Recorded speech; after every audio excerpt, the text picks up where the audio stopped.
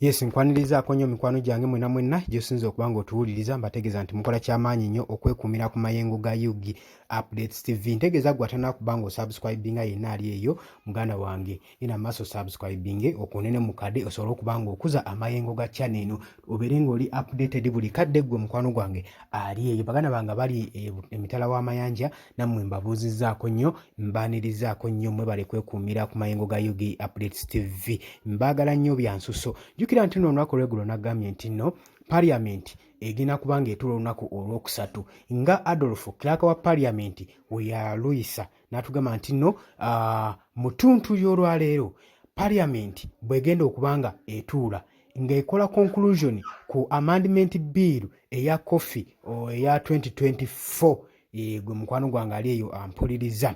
Kaakati bwe njogerera security eyiriddwa ku kitebe kya Parliament okuva ku makya security badeployinze security ey'ekika kyonna kyonna ku Parliament gwe mukwano gwange ali eyampuliriza. Jjukira nti nno n'olulinga lutalo lwa maanyi saako n'Abaganda. Kakati twebuuza ki ekigenda mu maaso era twebuuza lwaki security ey'amaanyi ennyo weeti eyiriddwa ku Parliament y'eggwanga Uganda nga tugenda kuba nga tuwulira preliminary hearing esembayo ku amendment bill ey'emmwanyi gwe mukwano gwange ali eyo ampuliriza. Leero we tusalawo nti oba Uganda Coffee Development Authority yeeyunga ku Ministry of Agriculture, Fish n'ebirala gwe mukwano gwange ali eyo ampuliriza.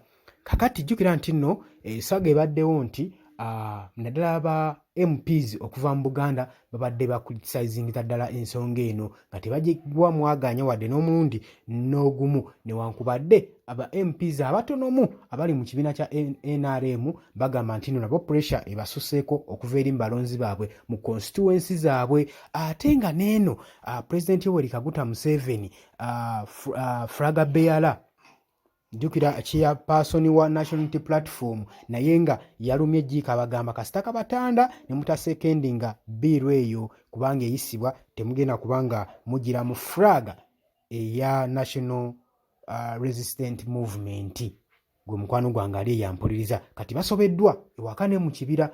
Olunaku olw'eggulo wabaddewo cabinet sitting eyatuuliddwa. Jjukira President Yoweri Kaguta Museveni yayise abaka bonna bonna ba NRM nga Parliament tennabanga etuuka olunaku olwaleero basooke batuulemu saako n'ab'e Buganda badiscussingemu ensonga lwaki bali concerned nnyo n'ensonga eno. Kati tetumanyi nti nno jjukira baagenze ebirowoozo byabwe biri byopposing nti tebagenda kubanga bakkiriza biiru eno kuyita. Kati tetumanyi oba basinkanye omukulembeze w'eggwanga ebirowoozo byabwe byasigadde nga bye bimu. Jjukira nti n'ebiseera ebisinga bagenda ne basinkana omukulembeze w'eggwanga basinga bavaayo n'akabaasa. Kati tulinze tulabe oba bano ebindowooza zaabwe tezasuuliddwamu kabaasa gwe mukwano gwange ali eyo ampuliriza.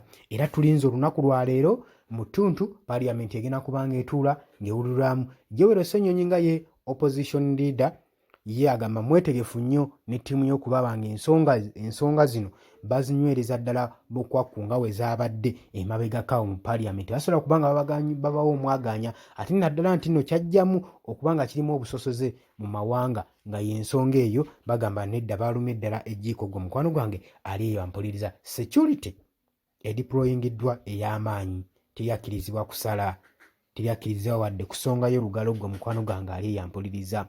Era gwe genda bugenzi maaso na kusubscribinga tubire nga tukutuusaako ebigenda kugenda mu maaso mu luwulira olwa Parliament mu lutuula tugenda kuba nga tulukutuusaako. Naye gwe ky'oba omanyi era gwe abadde akakalabya n'ateekateeka okuyita eyo ku Parliament Avenue sides eyo totawaana kubanga security yo y'amaanyi yayiiriddwayo dda nnyo gwe mukwano gwange ali eyo ampuliriza.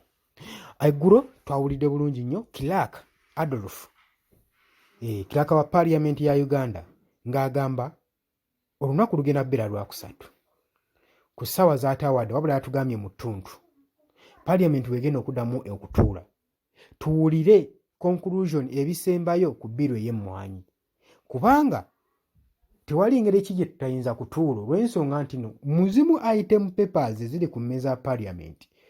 Eno coffee amendment ebadde ekwata kifo kya 5 ng'erina okuba nga eyisibwawo mu bwangu balabe oba luulu mu myaka 3 egijja mu maaso egenda kubanga etandika okuteekebwa mu bbiiru eyo nga ebaagala etekebwe mu nkola gwe mukwano gwange ali yampuliriza.